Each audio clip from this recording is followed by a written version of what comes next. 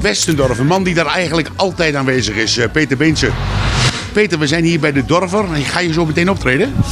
Niet bij de Dorver, sorry, maar ik sta wel vanmiddag bij Gerry Zin. En dat wordt rond de uur of 4:30 denk ik zo'n beetje.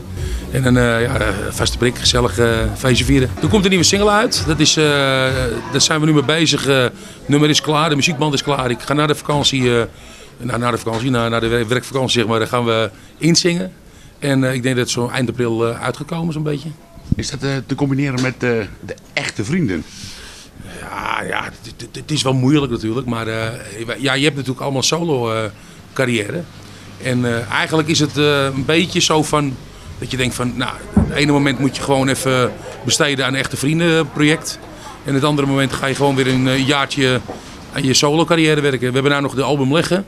Daar komt nog waarschijnlijk een single van, misschien nog wel eentje, weet ik niet. We zijn wel druk bezig met al nieuwe nummers te zoeken voor de nieuwe album. En er komt wel weer een vervolg met een concert of zo met z'n drieën.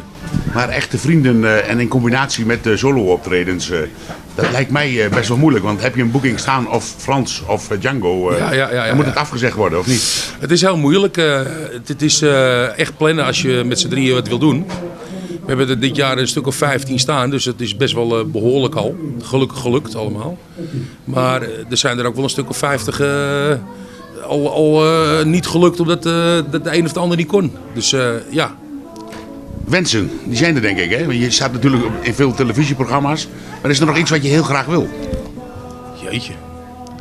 Nee, gewoon lekker gezond blijven en lekker hetgene doen wat ik nu doe. Daar ben ik heel blij mee en heel tevreden mee.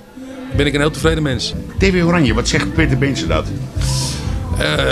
Ik denk voor de Nederlandstalige artiesten een hele belangrijke zender. En ik moet eerlijk zeggen, ik denk wel een van de enige zenders die het op dit moment is. Dus wat dat betreft, we zijn erg blij met ze.